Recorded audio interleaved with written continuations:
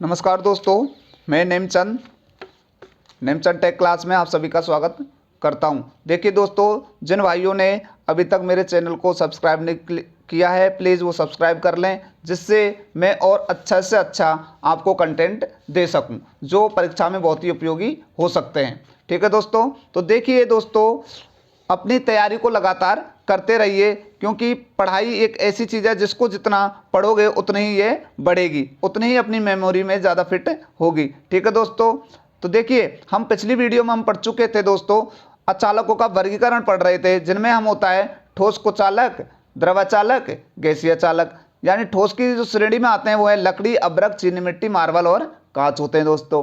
द्रव की जो अचालक में आते हैं वो आते हैं खनिज तेल, गैसीय चालक, है ना। द्रव के आते हैं खनिज तेल। गैसीय अचालकों में जो आते हैं शुष्क हवा और हाइड्रोजन। अब देखिए, हम पढ़ चुके हैं शुष्क हवा। ठीक है, ये पूछा जाता है दोस्तों, शुष्क हवा की जो डाइलेक्ट्रिक स्ट्रेंथ होती है वो कितनी होती है दोस्तों? वो होती है 3 kV पर mm दोस्तों। कितनी होती है? 3 kV पर mm दोस्तों। ठीक है, डाइलेक्ट्रिक स्ट्रेंथ की यूनिट पूछी जाती है दोस्तों, ध्यान रखना, हमेशा पूछी जाती है। डाइलेक्ट्रिक स्ट्रेंथ की इकाई क्या है? तो वो होती है मात्रक क्या है, यूनिट क्या है? वो होती है हमारी केवी पर mm। मेमोरी में फिट कर लो दोस्तों एकदम। ठीक है, अब देखिए, शुष्क हवा के बाद में आता है हमारा दूसरा अचालक। दूसरा अचालक कौन सा है? वो होता है बेकेलाइट। Bakelite, bakelite. ठीक है दोस्तों, देखिए, ये क्या है? एक विशेष प्रकार की प्लास्टिक है। क्या है दोस्तों? ये एक प्लास्टिक है। क्या है दोस्तों? एक प्लास्टिक है। यह एक विशेष प्रकार की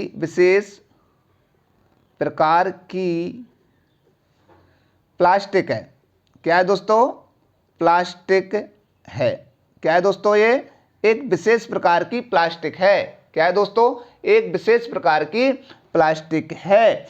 और इसका जो यूज होता है ना, बहुत यूज होता है इलेक्ट्रिसिटी में, खूब यूज करते हैं। यानी कि अधिकतर इसका जो इस्तेमाल होता है वो होता है जो हमारी वैद्य सामग्रियां होती हैं उनमें, जैसे हम लेके चलें पेचकस का हैंडल। ठीक है दोस्तों, उनमें बनाने में करते हैं। और दोस्तों, इसका जो मेन यूज है वो होता है हमारा स्विच होल्डर, प्लग टॉप, उनके बेस बनाने में इसका इस्तेमाल करते हैं दोस्तों। स्विच बोर्ड किसके बने होते हैं, किस प्लास्टिक के बने होते हैं दोस्तों? पूछ लिया जाए तो वो होते हैं दोस्तों हमारे बेकेलाइट के। किसके बने होते हैं दोस्तों? बेकेलाइट के। ठीक है, ये नमी रोधी होता है। कैसा होता है? यह है नमी रोधी, तेल रोधी होता है। यह नमी को नहीं सोखता है दोस्तों, और ना ही तेल को सोखता है। ठीक है, तेल रोधी होता है। देखो दोस्तों, और जो इसकी डाइलेक्ट्रिक स्ट्रेंथ है, इसकी डाइलेक्ट्रिक स्ट्रेंथ पूछी जाती है, तो इसकी डाइलेक्ट्रिक स्ट्रेंथ जो होती है दोस्तों, वो होती है हमारी, इसकी डाइलेक्ट्रिक स्ट्रेंथ, इसकी डाइलेक्ट्रिक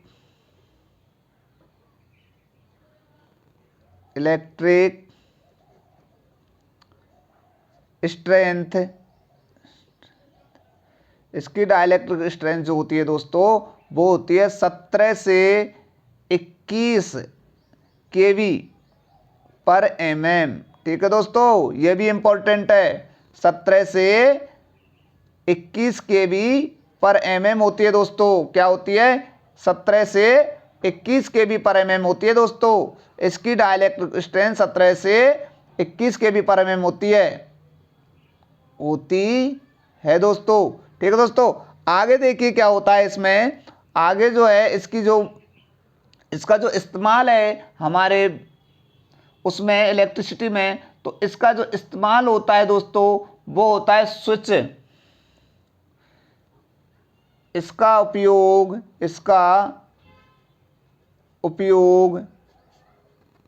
स्विच। ठीक है दोस्तों, switch, plug top, switch, plug top और लैंप होल्डर, लैंप होल्डर। ठीक है दोस्तों, किसमें? Lamp holder, socket. ठीक है, आदि में करते हैं, आदि में करते हैं। जितनी भी हमारी इलेक्ट्रिकल की जो एसेसरीज हैं जिनका हम वायरिंग करने में इस्तेमाल करते हैं, ठीक है, तो उनमें हम इनका इस्तेमाल करते हैं, किसका? बेकेलाइट का। ठीक है दोस्तों, ये इंपॉर्टेंट है कि इसकी डाइलेक्ट्रिक स्ट्रेंथ कितनी होती है दोस्तों? वो होती है 17 से 21 kV पर mm। अब देखिए दोस्तों, अगला है जो बहुत ही इंपॉर्टेंट है, खूब पूछा जाता है, वो है अब्रक। कौन सा है दोस्तों? अब्रक, जिसको हम बोलते हैं माइका। माइका डायरेक्ट भी दे देता है माइका। ठीक है, तो इसका इस्तेमाल जो है, इसका इस्तेमाल जो है वो किस में करते हैं? खूब पूछा जाता है कि कम्यूटेटर की जो सेगमेंट होती हैं, जो पत्तियां होती हैं, उनके बीच में क्या भरा जाता है? माइका भरा जाता है दोस्तों। हीटर की जो प्लेट होती है, हीटर की जो प्लेट होती है जिसमें एलिमेंट लगाया जाता है, वो किसकी बनी होती है दोस्तों? वो बनी होती है माइका की बनी होती है दोस्तों।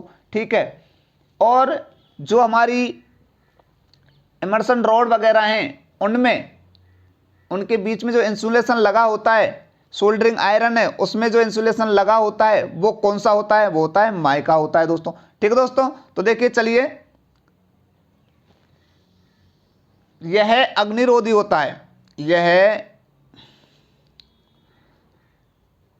अग्निरोधी होता है, अग्निरोधी होता है दोस्तों। कैसा होता है दोस्तों? अग्नि, यानी कि आग का इस पर कोई प्रभाव नहीं पड़ता है।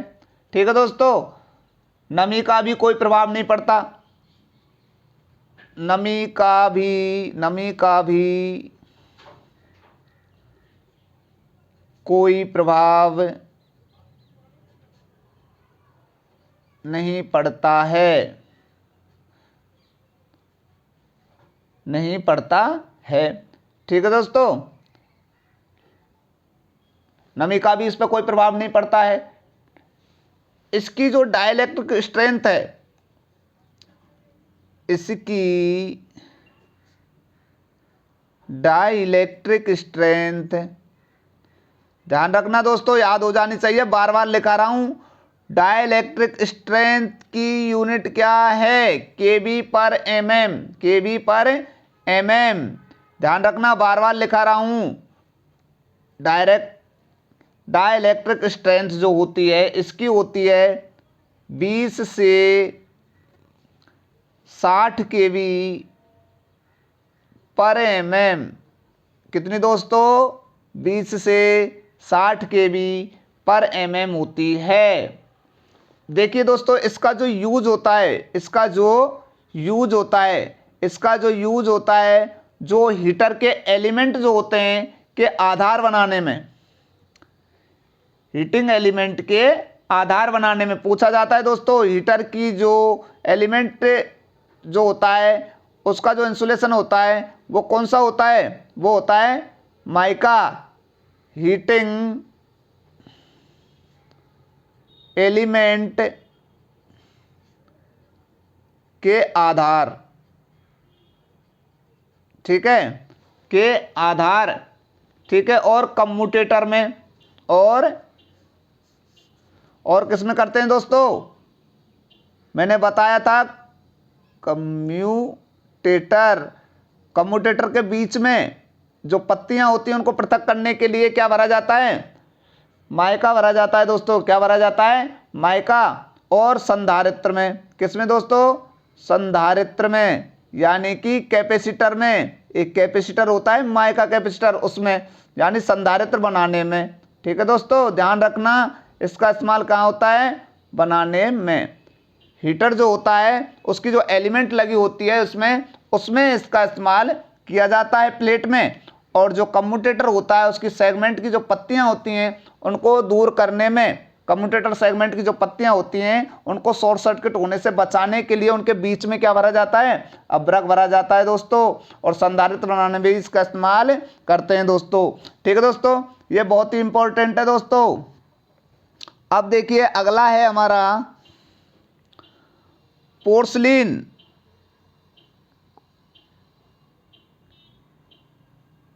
चीनी मिट्टी। क्या है दोस्तों? चीनी मिट्टी। यानी कि यह जो होती है ये 3 पदार्थों से मिलकर बनी होती है। कितने से? 3 पदार्थों से। यह वे पदार्थ कौन कौन से हैं? वो होते हैं, एक तो होता है हमारा कोलाइन। क्या होता है दोस्तों? कोलाइन। एक होता है फ्लेस्पर और एक होता है दोस्तों क्वार्ट्ज। क्या होता है दोस्तों? क्वार्ट्ज। ठीक है, के मिश्रण से बनती है, के मिश्रण से बनती है। ठीक दोस्तों, कोलाइन, फ्लेस्पर और क्वार्ट्ज के मिश्रण से बनती है कौन? पोर्सलिन। ठीक दोस्तों, इसकी डाइलेक्ट्रिक स्ट्रेंथ पूछी जाती है दोस्तों, तो इसकी डाइलेक्ट्रिक स्ट्रेंथ होती है दोस्तों, इसकी डाइलेक्ट्रिक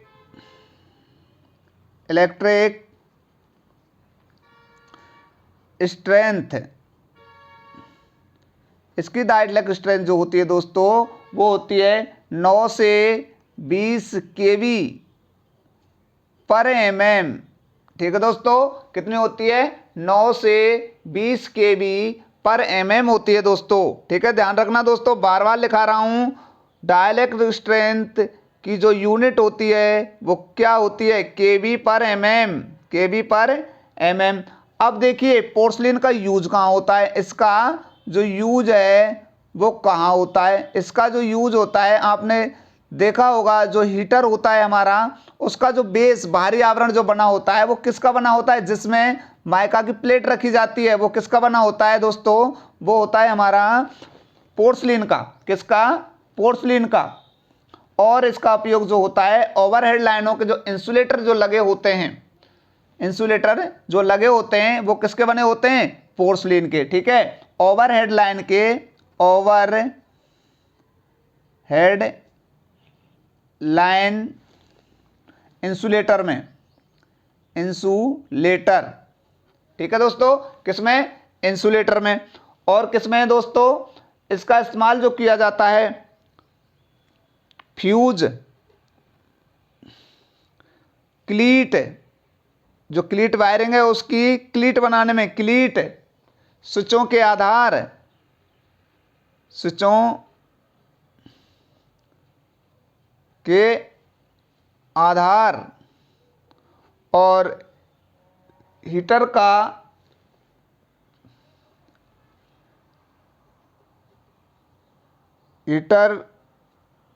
का बेस बनाने में। ठीक है दोस्तों, तो हीटर का जो बेस है जिसमें हमारी हीटिंग एलिमेंट की जो प्लेट लगी होती है, बाहरी आवरण जो होता है वो किसका बना होता है दोस्तों? पोर्सलिन का। ठीक है दोस्तों, चलिए अगला है हमारा दोस्तों, जितना मैं कंटेंट दे रहा हूं दोस्तों ये बहुत ही महत्वपूर्ण है दोस्तों, परीक्षा की दृष्टि से बहुत ही महत्वपूर्ण है दोस्तों। अब देखिए हमारी होती है वल्केनाइज्ड रबड़। क्या होती है दोस्तों? वल्केनाइज्ड रबड़। अब देखिए वल्केनाइज्ड रबड़ कहते किसे हैं? वल्केनाइज्ड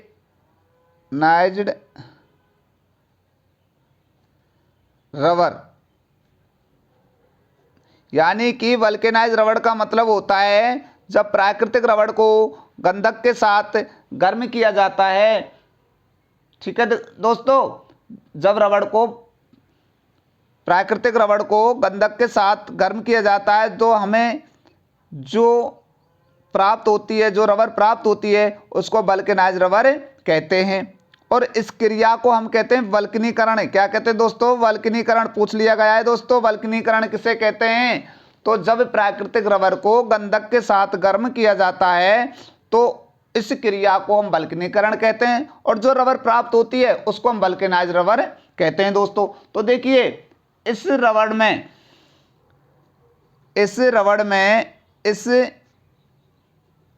में 4% गंधक, कितने प्रतिशत मिलाएंगे दोस्तों? 4% गंधक 4% गंधक पूछा जाता है, पूछ लिया जाए अभी दोस्तों कि कितने प्रतिशत तक गंधक मिलाते हैं वल्केनाइज रबड़ में, तो वो कितनी है 4%। कितने दोस्तों 4% गंधक मिलाने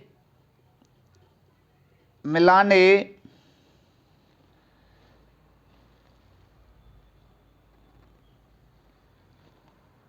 13 डिग्री से कितने 13 डिग्री से 160 डिग्री 13 डिग्री से 160 डिग्री टेम्परेचर पर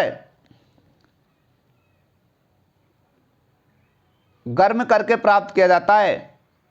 160 डिग्री टेम्परेचर पर गर्म करके प्राप्त किया जाता है। ठीक है दोस्तों, ध्यान रखना कितने डिग्री टेम्परेचर पर 13 से 160 डिग्री टेम्परेचर किसको गंधक को और प्राकृतिक रबर को क्या करते हैं गर्म करते हैं, जिसमें गंधक की मात्रा कितनी होती है 4% दोस्तों। कितनी 4% होती है दोस्तों, कितनी होती है 4%। और कितने टेम्परेचर पर गर्म करते हैं 13 डिग्री से 160 डिग्री टेम्परेचर पर। ठीक दोस्तों, तो प्राप्त किया जाता है इस रबड़ को। ठीक है दोस्तों, अब देखिए इसकी जो डाइलेक्ट्रिक स्ट्रेंथ है वो होती है हमारी, इसकी डाइलेक्ट्रिक स्ट्रेंथ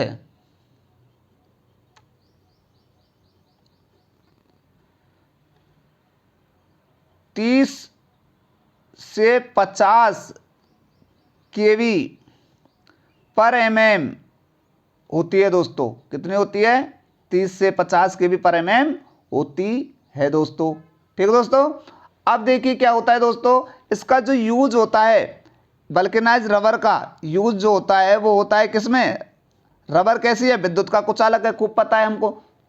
तो इसका जो इस्तेमाल करते हैं दोस्तों वो हम करते हैं केबलों एवं तारों के इंसुलेशन चढ़ाने में, इंसुलेशन के रूप में, इंसुलेशन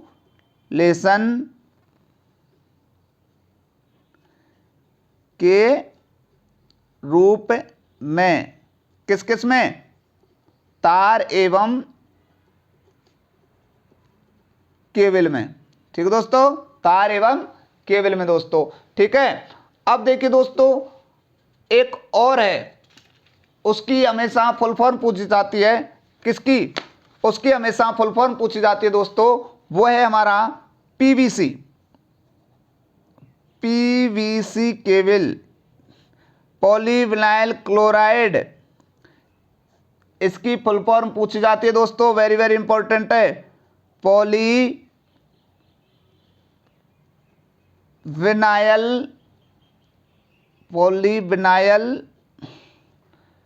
क्लोराइड,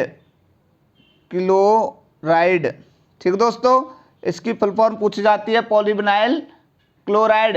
यह नमीरोधी होता है, इंसुलेशन में इसका इस्तेमाल करते हैं, यह नमीरोधी होता है,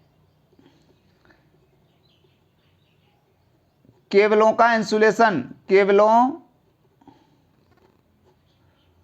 का इंसुलेशन में यूज करते हैं। ठीक है दोस्तों, किसमें, केबलों का इंसुलेशन में इसका यूज करते हैं दोस्तों। ठीक है, अब देखिए दोस्तों अगला जो है हमारा वो है हमारा एबोनाइट। क्या होता है एबोनाइट।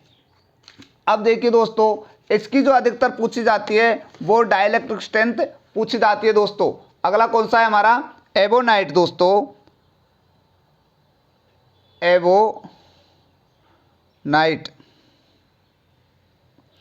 देखिए दोस्तों एबोनाइट क्या होता है, यह रबड़ एवं गंधक को 1:4 या 1:5 में मिलाकर 150 डिग्री टेम्परेचर पर काफी समय तक गर्म करके बनाया जाता है। जो एबोनाइट है ना, ये कैसे बनाया जाता है दोस्तों, ये बनाया जाता है, यह रबड़ एवं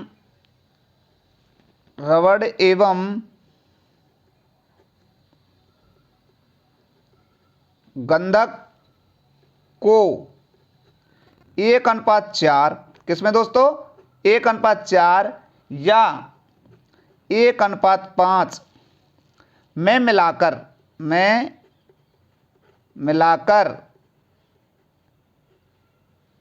मिलाकर 160 डिग्री टेम्परेचर पर 160 डिग्री टेम्परेचर पर 160 डिग्री टेम्परेचर पर गर्म करके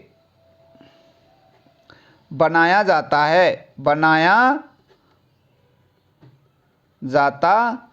ठीक है दोस्तों, कैसे बनाया जाता है एबोनाइट? यह रबड़ एवं गंधक को 1:4 या 1:5 में मिलाकर 160 डिग्री टेम्परेचर पर गर्म करके बनाया जाता है। और वल्केनाइज्ड रबड़ जो होती है ना, इस रबर में भी कितने परसेंट गंधक मिलाया जाता है? 4%। मैंने बताया था कितने से कितने डिग्री तक? 1300 160 डिग्री टेम्परेचर पर। ऐसे ही एबोनाइट जो होता है ना दोस्तों, ये रबड़ एवं गंधक को 1:4 या 1:5 में मिलाकर 160 डिग्री टेम्परेचर पर गर्म करके बनाया जाता है दोस्तों। ठीक है दोस्तों, अब देखिए इसकी जो डाइलेक्ट्रिक स्ट्रेंथ होती है, यही इंपॉर्टेंट होती है। देखिए इसकी डाइलेक्ट्रिक स्ट्रेंथ जो होती है दोस्तों, वो 30 से 40 kV पर mm होती है। इसकी डाइलेक्ट्रिक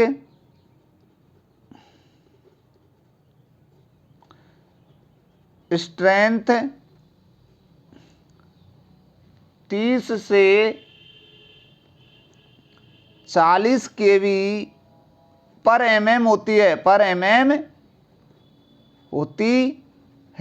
ठीक है दोस्तों। इसकी डाइलेक्ट्रिक स्ट्रेंथ कितनी होती है दोस्तों?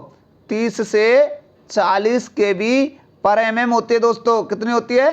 30 से 40 kV पर mm होती है दोस्तों। ठीक है दोस्तों, इसका जो एबोनाइट का जो यूज होता है वहां किया जाता है जहां पर अम्ल एवं क्षार जो होते हैं वो अधिक यूज होते हैं।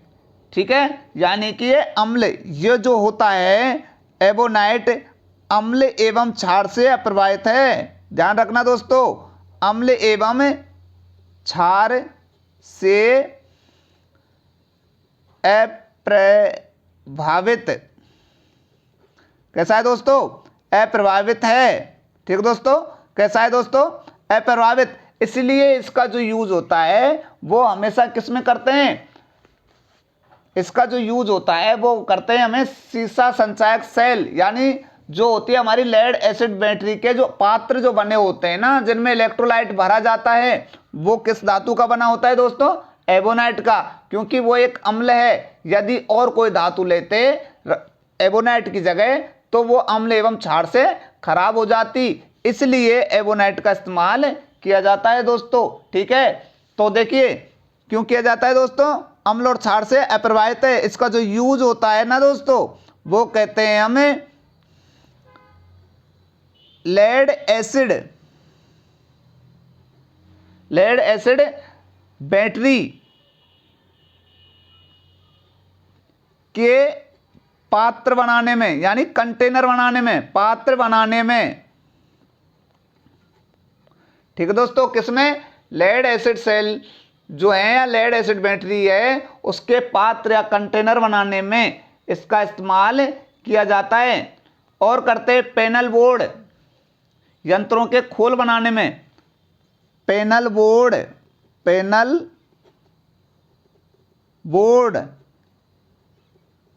यंत्रों के खोल बनाने में दोस्तों, खोल बनाने में। ठीक है दोस्तों, देखिए दोस्तों, यदि वीडियो अच्छी लगी हो तो लाइक एवं शेयर करें, और जिन भाइयों ने मेरे चैनल को अभी तक सब्सक्राइब नहीं किया है तो वो सब्सक्राइब कर लें।